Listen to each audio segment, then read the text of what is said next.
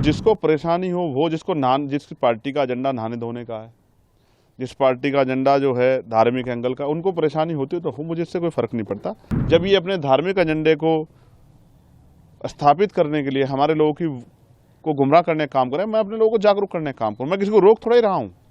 जिसको निमंत्रण मिला वो भी और जिसको नहीं मिला वो भी जाए। मैं सबकी आस्थाओं का सम्मान करता हूँ। मैं तो संविधानवादी व्यक्ति हूँ। मैं अपने गुरुओं संतों की बात पर खड़ा हूँ। मन चंगा तो कटौती में गंगा। आपका एक बयान बहुत वायरल हो रहा है जिसको लेकर घमासान मचा हुआ है कि आप कह रहे हैं कि महाकुंभ के अंदर जाने वाले लोग पाप करने वाले होते हैं, क्या कहें?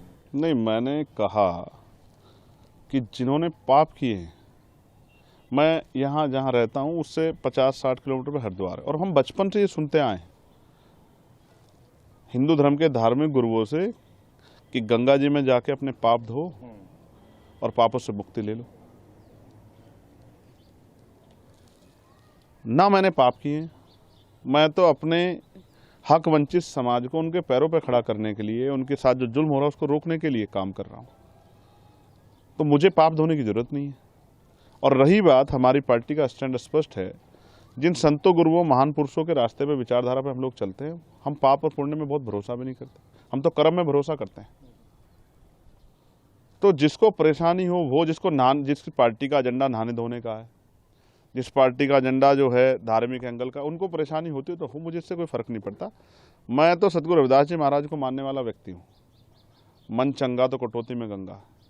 मैं क्यों जाऊँ मथुरा काशी, मैं बेगमपुरा का वासी। मेरा मन साफ सुथरा है तो मुझे कहीं जाने की जरूरत नहीं है। मेरा मन इस देश के प्रति, इस देश के लोगों के प्रति, गरीबों के प्रति, किसानों के, कमजोरों के, हर व्यक्ति के सम्मान के लिए और उनकी परेशानियों को हल करने के लिए। बाकी जिसको जो सोचना है, कहना है, वो कहता रहे, मुझे इससे कोई फर्क नहीं पड़ता। मैं अपनी बात पर तटस्थ हूँ। वहाँ इतने मंत्री, साधु संत और मुख्यमंत्री, खुद प्रधानमंत्री को न्योता मिल गया, तो वो सब जा रहे हैं, तो क्या वो सब पापी हैं? देखिए, मेरी बात सुनिए। जब वो वहाँ जा रहे हैं और आपने याद दिला दिया, तो मैं मुख्यमंत्री जी से कहूँगा, प्रधानमंत्री जी से, जब वो जाएं तो इलाहाबाद में जो लाशें कोरोना काल में हमने देखी थी, उन लोगों के लिए भी जिनका अंतिम संस्कार भी नहीं करा, उनके लिए भी प्रार्थना कराएं। क्योंकि वो आपकी सरकार की निकम्मेपन की वजह से हुआ था। आप मेडिकल फैसिलिटी नहीं दे पाए थे। जिन लोगों को चिता नसीब नहीं हुई, क्योंकि हिंदू धर्म में तो कहा जाता है कि उनको अग्नि जो है उनके पार्थिव शरीर को मिल, जिनको नहीं मिल पाई उनके लिए भी प्रार्थना कर लेना, अगर आपकी आंखें खुल जाएं। तो मैं तो स्पष्ट तौर पर कहना चाहता हूं सरकार को और मुख्यमंत्री जी को कि जितना पैसा उन्होंने इस कुंभ में लगाया, अगर उतना पैसा वो इस प्रदेश की चिकित्सा, शिक्षा और रोजगार देने में नौजवानों को लगाते तो बहुत सारे लोगों के परिवारों के आंसू सूख जाते, बहुत सारे लोगों को न्याय मिल जाता, बहुत सारे लोगों को आगे बढ़ने का अवसर मिल जाता। उसमें तो सरकार फेल दिख रही है। नहीं तो सीधा सीधा मंत्री, कई सारे लोग कह रहे हैं कि महाकुंभ पर जो इस तरह की बात कर रहे हैं चंद्रशेखर, वो कौवा है, बाग में बैठे हुए कौवा है, जबकि सब लोग कोयल की भाषा बोल रहे हैं। अब ये सरकार इंसानों की रखवाली नहीं कर पा रही, पशु पक्षियों की क्या रखवाली करेगी? मैं स्पष्ट तौर पर कहना चाहता हूं कि सरकार फेल है। और जो मंत्री और सरकार के लोग जा रहे हैं, मैं उनको बस याद दिलाऊंगा कि जब वो जाएं तो सनी आज इनकी मुजफ्फरनगर में पीट के हत्या कर दी, उनके लिए भी प्रार्थना कर लें।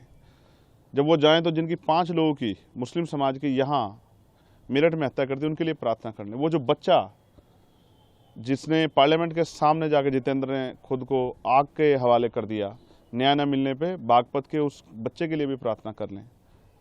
जब वो जाएं, अमन जिसकी पुलिस ने पीट के हत्या कर दी लखनऊ में, उसके लिए भी प्रार्थना कर लें। रामचंद्र मौर्य जिसकी पीट के अभी लखीमपुर खीरी में हत्या कर दी है, उसके लिए भी प्रार्थना कर लें। 69 शिक्षक भर्ती के बच्चों को उनका हक मिल जाए, उनकी फाइल खुल जाए, उसके लिए भी एक बार वो सोच लें। जो महिलाओं पर अन्याय अत्याचार हो रहा है उसके बारे में भी सोच लें। किसानों के जो बुरे हाल है, किसान, हमारे नेता दल्लेवाल जी बैठे हैं जीवन मरण के बीच में, अपनी समस्याओं को लेकर किसानों को, उनके लिए भी सोच लें। इस पे तो ये निकम्मी सरकार कुछ सोच नहीं रही है। तो इनका एजेंडा जो है नहाने धोने का और धार्मिक एजेंडा, इन पे मैं कुछ कहना नहीं चाहता। इनको जो कहना है कहें, लेकिन जनता इनको आने वाले समय में सबक सिखाएगी। तो अगर चंद्रशेखर को निमंत्रण मिलेगा तो क्या आप महाकुंभ में जाएंगे? देखिए, आपने सवाल के बीच में ये भी कहा कि कई धार्मिक गुरुओं ने भी इस पर टिप्पणी की है, और मैं विज्ञानवादी व्यक्ति हूँ, मुझे हंसी आती है। मैंने देखा कि जब हम वर्ल्ड कप खेल रहे थे क्रिकेट का, तो यहाँ बहुत सारे हवन यज्ञ हुए और फिर भी हार के आए। मैंने ये देखा कि एक संत ने कहा कि हम ऐसा हवन यज्ञ करेंगे इस बार कि पाकिस्तान नक्शे से बाहर हो जाएगा। तो उनसे कहूँगा कि चाइना के लिए भी कर लेना। और अगर इस तरह से पाकिस्तान में तो हिंदू भी रहते हैं जिनके लिए आप रोज चिंता करते हो, तो उनको भी, उनके जीवन को भी समाप्त करना चाहते हो नक्शे से हटा के। इन्हीं एक संत ने कहा कि मरे मुलायम काशी राम, प्रेम से बोलो जय श्री राम। आप ऐसे लोगों को मैं ना संत मानता, ना उनकी भाषा को संत वाली भाषा मानता। संत का मतलब होता है जो मानवता के लिए जिए, जो सुख सुविधा को छोड़ के जनता को किस तरह से उनके जीवन में समस्याएं खत्म उसके लिए जिए। यहाँ तो सुख सुविधाएं लोग ले रहे हैं और अपने आप को बहुत बड़ी बड़ी बातें करते हैं, लेकिन सच तो कुछ और है। मैंने तो कोरोना काल देखा, अगर जितना पैसा वहाँ लगाया गया, इतना शिक्षा चिकित्सा पे लगाया होता, तो इतने लोगों की जान नहीं जाती। और ये सब चीज़ें सरकार की देख रेख में, और कम तो बहुत जल्द जल्द आता है। फिर भी हमारे देश में कोरोना जैसी महामारी आ गई, इतने लोगों की जान चली गई, लॉकडाउन लग गया, मजदूरों की, इतने लोगों की जान चली गई। तो मेरा काम है अपने संतों गुरुओं महापुरुषों की विचारधारा को लोगों तक पहुंचाना। जब ये अपने धार्मिक एजेंडे को स्थापित करने के लिए हमारे लोगों को गुमराह करने का काम करें, मैं अपने लोगों को जागरूक करने का काम करूँ। मैं किसी को रोक थोड़ा ही रहा हूँ, जिसको निमंत्रण मिला वो भी और जिसको नहीं मिला वो भी जाए। लेकिन मैं याद दिलाऊंगा कि ये संत ही थे जो जब राम मंदिर का शिलान्यास हुआ तो इन्होंने प्रधानमंत्री पे बहुत सारे सवाल खड़े किए थे, इस भाजपा पे सवाल खड़े किए थे, इनके जो है उस कार्यक्रम पे तिथि पे सवाल खड़े किए थे। इन्होंने तो किसी की नहीं सुनी। है तो खुद को आस्था का सबसे बड़ा स्वरूप बताते हैं। मैं तो वैज्ञानिक दृष्टिकोण की बात कर रहा हूँ। मान्यवर काशीराम साहब जो हमारे नेता हैं, मैं आखिरी तौर पर आपसे कह रहा हूँ, मैं उनको गुरु मानता हूँ, मैं उनका चेला। उन्होंने कहा, उन्होंने पंडाल लगाया, उन्होंने कहा जिनको इस जन्म में मुक्ति चाहिए, अपने दुखों का नाश करना है, वो हमारे साथ आ जाएं, और जिनको अगले जन्म की परवाह है वो कुंभ में चले जाएं।